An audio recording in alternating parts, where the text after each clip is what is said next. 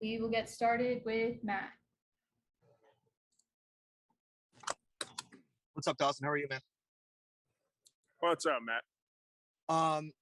Your season, I was looking at it, taking a look at some of the numbers. You've had 4 drops in a career high 700 some odd snaps. I mean, it's unbelievable production. All 4 of those drops have come at home, though. Has there been anything to that? And I know obviously everything's been made about the weather this year or this weekend. What's gone into that for you as you've kind of had this season play out the way that it has?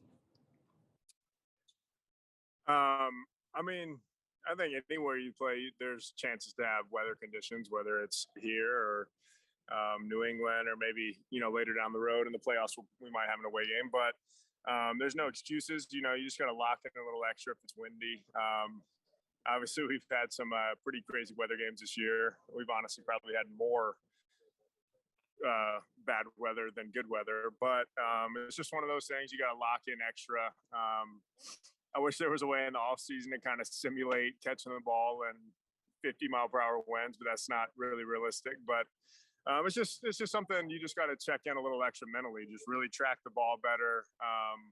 Have the right gloves on if it starts raining. The equipment guys are awesome at making sure we have all the right stuff. But it's just locking in a little bit extra. It's that championship caliber we always talk about. What's the practice has been like this week? Sean was talking a little bit about it this morning about, simulating the environment even inside. What's that been like for you guys? I mean, it's been great. Yesterday we practiced with the doors open in the indoor. So it's freezing in here, but and then today we were outside. So, but today it's 35 degrees and it feels warm compared to what it's going to be Saturday night. So, but again, all the equipment guys and managers we have do an incredible job keeping us warm on the sidelines with the huge jackets, heated benches, all the heat blowers. So we're going to be ready to go. We've been here I've been here at least for 3 years, and everyone else has been here for full winter or almost a full winter now. So everyone's going to be locked in, ready to go. You guys, the red zone conversion since halftime of the Tampa Bay game, it's something around 70%. What's been going so well for you guys down close the last few weeks? It just comes down to execution, doing your 111th, just really locking into your job, trusting the game plan. And then when Dave trusts us to get the job done, and when we keep executing, that those good plays are just going to keep stacking.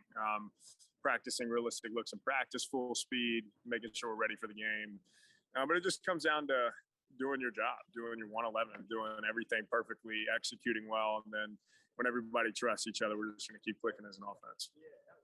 Thanks, Dawson. Best of luck this weekend. Yeah, thanks, Matt. Mr. Stiff Arm, Mookie Hawkins, Waffle Sports Today. How's it going, big guy? What's up, Mookie? How we doing? Man, I think that, you rubbed off on Josh and Stefan. They got the scepter for angry runs with the stiff arms that they was dead. I think they took a play out of your playbook there, man. What do you think? Man, I know. I've been saving them too much. I need to start unleashing some more stiff arms. Got to catch up with those guys. Absolutely. Speaking of catching up, though, man, how much did dictating tempo affect New England game 2? When we can go fast and we can execute, it's going to be hard to stop our offense. And then especially running the ball well. Motor's been playing great. Offensive line's been incredible, especially with all the pieces we've had to move around. Rick Bates has stepped up big time at left guard. Darrell Williams has been moving around all year. But just guys stepping up after injuries or after COVID, after changing positions at that line. I mean, they're that's the most important part of our offense. That's the foundation. And they've been playing super well. So huge shout outs to them. And then when we can play well up front, when we can run the ball and then dictate the tempo passing the ball, I mean, it's just going to be a well-rounded two-dimensional attack. And it's going to be hard to stop. Absolutely. And speaking of things that's hard to stop, man, third downs as of late, how do you fix those third down inconsistencies for the playoffs? I mean, it's nothing special. Just getting the right reps in practice, doing everything full speed. And then when it comes to the game, just being completely mentally locked into your job. You can't do anything more than what you're supposed to do on a given play.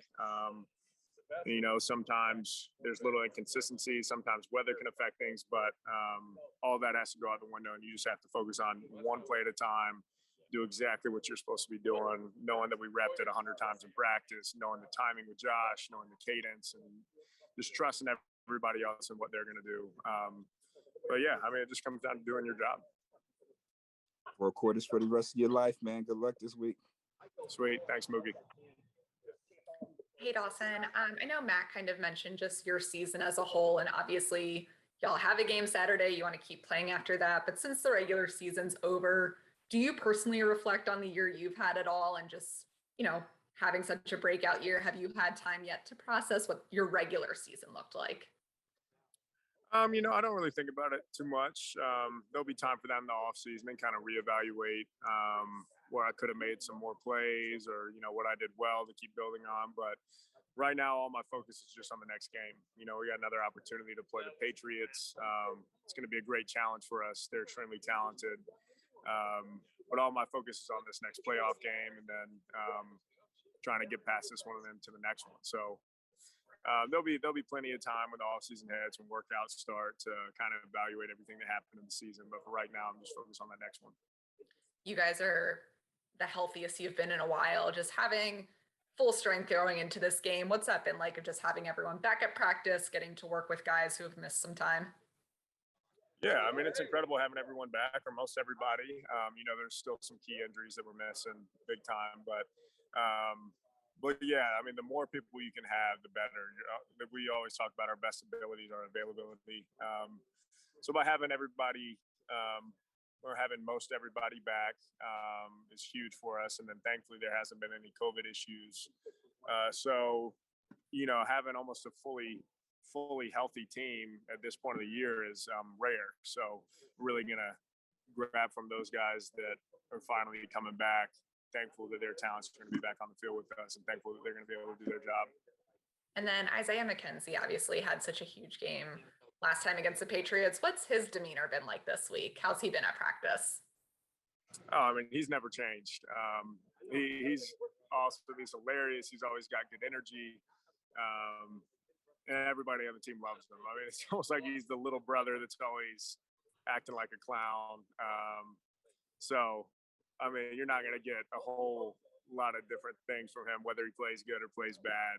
He's very consistent in his personality, which is something you love to see. We always talk about, when you can play with personality, you play fast and free, and you be who you are as a player. That's going to be where you're on top of your game the most. So we're looking forward to seeing him out there again this weekend. Thanks. Thanks, Catherine.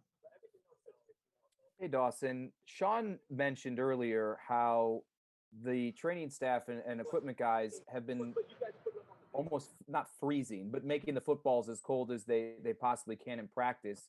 Can you tell the difference with those balls as opposed to what you traditionally guys are using in practice? Yeah, there's a little difference. But it's nothing to where you're like worried about it.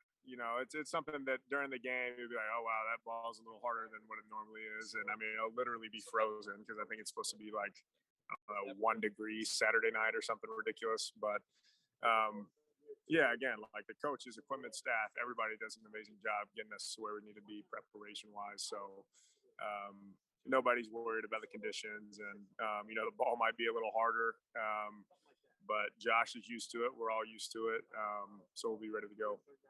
Is this something, obviously playing here, you play in cold somewhat frequently in the back end. Has the training staff done, or the equipment staff, done this in the past over the time you've been here?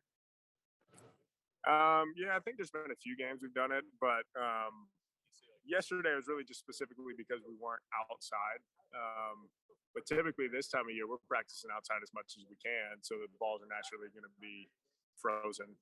But yesterday, since we were inside, I think they just took them outside for a while and brought them in right when it was time to use them. But I'm not really sure exactly what goes on behind the scenes, but different times of the year we're doing wet ball drills, frozen ball drills.